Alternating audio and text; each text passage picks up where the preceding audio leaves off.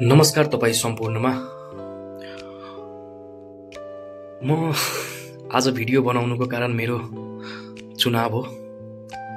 चुनावको गर्मी सरगर्मी सबैलाई छ र चुनाव लागिसकेको बेलामा म रौतहट जिल्लाको बासिन्दा भएको नाताले पनि र एउटा रौतहट क्षेत्र नम्बर 1 को भोटरको नाताले पनि अब हामी युवाले कसलाई भोट दिनुपर्छ, कस्तोलाई भोट दिनुपर्छ, हामीले आफ्नो जिल्ला कस्तो देख्न चाहन्छौँ भन्ने कुरामा आधारित छ।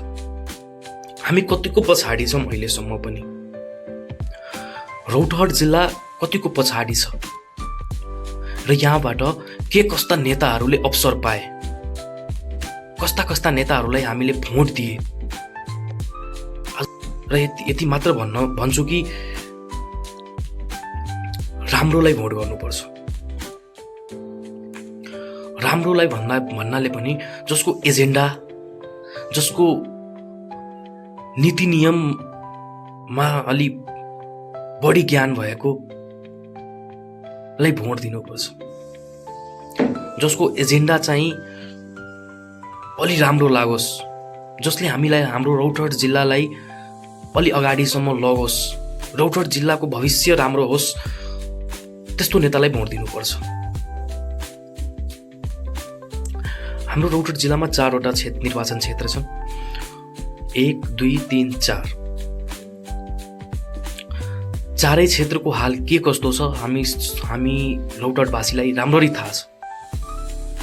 हामी कुन अवस्थामा छौँ र हाम्रो जिल्ला कहाँ गएर उभिरहेको छन् भन्ने त्यो कुरा हामीलाई राम्ररी थाहा छ र हामीले पटक पटक गल्ती गरिरहेका छौँ र पटक पटक गल्ती गर्छौँ।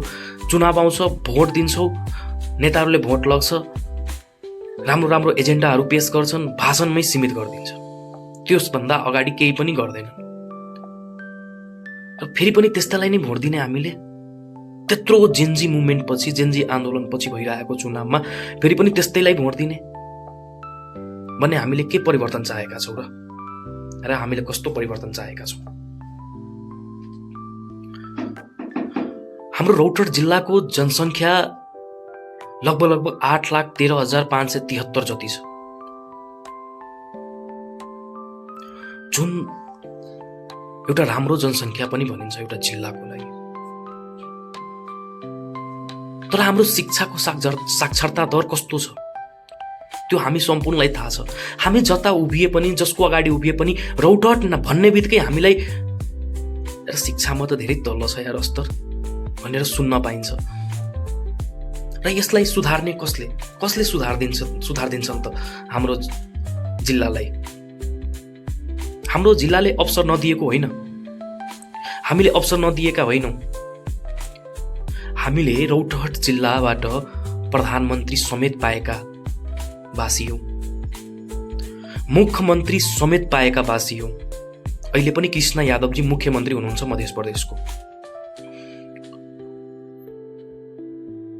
माधव नेपालजी प्रधानमन्त्री भइसकेको मान्छे हुनुहुन्छ र मन्त्रीहरू त कति छन्, नामै म बिर्सिन्छु, मलाई आफै याद छैन कति मन्त्रीहरू भए हाम्रो रौतहट जिल्लाबाट। विगतमा अनिल झा, सत्यनारायण भगत बिन, अफ्ताब आलम, उसको छोरा पनि मेयर छन् अहिले पनि उहाँको, अफ्ताब आलमको। भने हामीले त्यति धेरै नेताहरू पाए, त्यति धेरै मन्त्री पदहरू पाएका नेताहरू छन् हाम्रो जिल्लामा। प्रभु शाहलाई कसरी बिर्से मैले? प्रभु शाह जस्तो नेताले मौलापुर नगरपालिकाको मेयर पनि आफ्नै श्रीमती छ, उहाँले पनि के कस्ता योगदानहरू दिनुभएको छ त हाम्रो जिल्लामा? उहाँहरू जस्ता नेताहरूले के कस्तो योगदान छ त हाम्रो जिल्लामा? सहरी विकास मन्त्री पटक पटक भइसकेका छन् उहाँ त, र उहाँले दाबी गरे अनुसारको काम उहाँको मौलापुर क्षेत्रभित्रै किन सीमित देखिन्छ त? उहाँले जस्तो कुरा गरे पनि ठिक छ, उहाँले विकास गर्नुभएको छ। मैले यो भन्न खोजेको होइन कि प्रभु शाहको विकासै होइन, अनिल झाले विकासै गरेको होइन, देवी प्रसाद तिमरा सिन्हाले विकासै गरेको होइन, अफ्ताब आलमले विकास गरेकै होइन, मैले यो भन्न खोजेको पनि होइन। तर जुन विकास हामीलाई चाहिएको थियो के त्यो विकास हामीले पाए त? साक्षरता दर हाम्रो 58% छ। महिलाहरूले अझै धेरै कम छ साक्षरता दर। विदेश पलायन हुनेमा हाम्रो जिल्ला पनि कहीँ कतै कम छैन कुनैबाट। र स्वास्थ्यको अवस्था पनि दयनीय छ। यो सबको सुधार कसले गरिदिन्छ त? हामी जनताले पटक पटक भोट दिएका हौं र भाषण सुनेका हौं। फ्री भिसा फ्री टिकट जस्तो भाषणहरू सुनिसकेका हामी छौं। अब नगर्ने भने कहिले गर्ने? अब भएन भने कसले गर्दिने? अझै पनि हामीले सोचेनौं कि भोट कसलाई दिनुपर्छ भन्ने हाम्रो लागि कसले सोचिदिन्छ? अब पनि देशले कस्तो परिवर्तन मागेको छ, कस्तो दिशामा जानुपर्छ देश भन्ने बुझ्दैनौं भने हामी के बुझ्छौं? रौतहट जिल्लामा कृषि र रोजगारीको सम्भावना हुँदाहुँदै किन त्यति पछाडि छन्? शिक्षा पनि राम्रो पहुँच हुन सक्ने जिल्ला हो। चारैतिरबाट बाटो जोडिएको जिल्ला हो। सबै थोक जोडिएको जिल्लामा पनि किन पहुँच हुन सकिरहेको छैन? विकास डिलिभरी किन हुन सकिरहेको छैन? भ्रष्टाचार किन कम हुन सकेको छैन?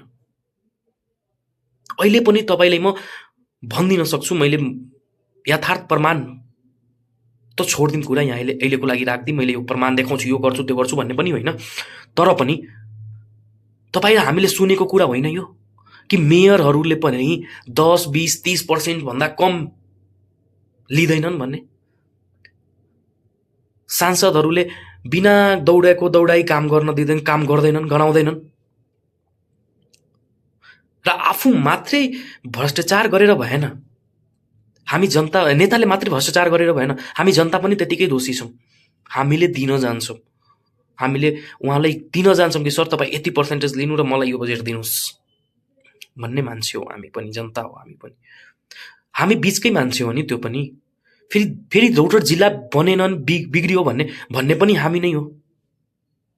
तर पनि सबै कुरा बिर्सेर 76 जना जेन्जी मुभमेन्टमा शहीद भएका बच्चाहरू र नागरिकहरूलाई सम्झेर पनि अब परिवर्तन हामी खोज्दैनौं भने, परिवर्तन चाहदैनौं भने हामी अझै कुन दिशामा जान्छौं त? कुरा सोच्नुपर्ने यो हो। र यो कुरा जहिलेसम्म सोच्दैनौं हामी तहिलेसम्म पछाडि हुन्छौं। त्यसैले यसपालिको भोट सोचेर दिनुपर्छ, परिवर्तन खोज्नुपर्छ। जसको राम्रो एजेन्डा छ उसँग प्रश्न सोधेर एजेन्डा बुझेर मात्रै भोट गर्नुपर्छ। वाहीमा हल्ला गरेर पनि भएन। चित्त बुझ्दो जवाब आएमा मात्रै भोट दिनुस्, चित्त बुझ्दो जनप्रतिनिधि छन् भन्ने मात्रै भोट दिनुस्। त्यो हाम्रो र तपाईको कर्तव्य, अधिकार हो। यदि यो अधिकारलाई हामीले प्रयोग गरेनौं भने कहाँ प्रयोग गर्छौं हामी?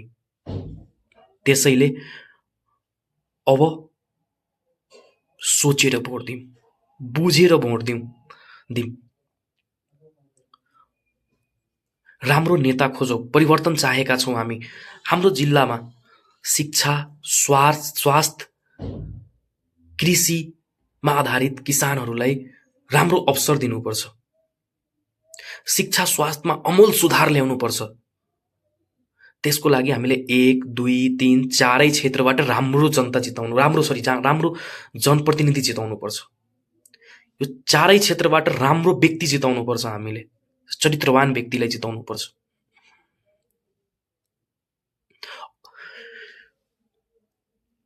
राजनीतिक र संसद कुनै सानोतिनो पद होइन, देश चलाउने व्यक्ति हो, देश चलाउने जनप्रतिनिधि हुनु नि। हाम्रो क्षेत्र, हामी माथि शासन गर्ने जनप्रतिनिधि हुनु नि। र जनप्रतिनिधि राम्रो हुनुपर्छ। नीतिगत तहमा गएर नीति नियम कस्तो बनाउनुपर्छ, हाम्रो जिल्लामा दिगो विकासको लागि के गर्नुपर्छ, हाम्रो क्षेत्रमा दिगो विकासको लागि के गर्नुपर्छ। राजनीतिक 2 दिनको लागि हुँदैन। राजनीतिक संसद भवनमा छिर्नु 2 दिनको लागि काम गर्नु हुँदैन। पछाडिको भविष्य हेरेर काम गर्नुपर्छ। यसको के इफेक्ट हुन्छ पछिको डेटमा, त्यस्तो नीति नियम बनाउनु पर्छ। 30-35 वर्षदेखि हामी त्यस्तै पछाडि छौं र अझै पनि पछाडि हुन्छौं भने त्यो हाम्रो गल्तीले हुन्छ। देशले परिवर्तन खोजेको छ, हामीले पनि परिवर्तन खोज्नुपर्छ, परिवर्तन गर्नुपर्छ र राम्रोलाई भोट दिएर जिताउनुपर्छ। यो हाम्रो र तपाईँको अधिकार हो, कर्तव्य हो र असल जनताको पहिचान पनि हो। भोट 5 सालमा एकचोटि आउँछ संसदको, मेयरको पनि 5 सालमा एकचोटि आउँछ र विधायकको पनि 5 वर्षमा एकचोटि आउँछ। त्यसैले अबको भोट सोचेर दिनुहोला, बुझेर दिनुहोला, प्रश्न गरेर दिनुहोला। कसैसँग नडराउनु होला। त्यो तपाईँकै भोट हो र हाम्रै भोट हो। हाम्रै भोट लिएर जान्छन् संसद भवनमा। हामी माथि फेरि हामी नै डरायो भने राम्रो जिल्ला कसरी बनाउन सक्छ त जनता नेताले? उसले त ऊ त हामीलाई नै डराइदिएपछि त उसले के डराउनु त? उसले डराउनु पर्ने हामीसँग हो नि। हामी जनताबाट डराउनु पर्छ नि त। हामी जनताबाट डराउनु पर्छ। नेताबाट हामी डराउनु भएन। हेर्नु भएन अस्ति प्रधानमन्त्री, गृहमन्त्री समेत हेलिकप्टर चढेर भाग्नु परेको? हामीले त देखेका हौँ, हामीले त गरेका हौँ र अझै पनि हामी पछाडि हुन्छौँ भने यो हाम्रो गल्ती हो र हाम्रो गल्तीले हुन्छन्। हामीले आफ्नो भविष्यको लागि सोच्नुपर्छ, हाम्रो छोराछोरीको सन्ततिको भविष्यको लागि सोच्नुपर्छ, आउने पुस्ताहरूको लागि सोच्नुपर्छ कि देशले अब पनि त्यही दिशा लिन्छन् कि अर्को दिशा लिन्छन्। भ्रष्टाचार, सुशासन कायम भएन भने केही पनि गर्न सक्दैनौँ हामीले। र यति राम्रो नेता चुन्न सकेनौँ भने हामीले पनि केही गर्न सक्दैनौँ। त्यही भएर राम्रो नेतालाई भोट दिनुस्, प्रश्न सोधेर भोट दिनु, चित्त बुझ्दो जवाब आएमा मात्रै भोट दिनुस्। कसैको लोभमा प्रलोभमा आएर भोट दिनु हुँदैन।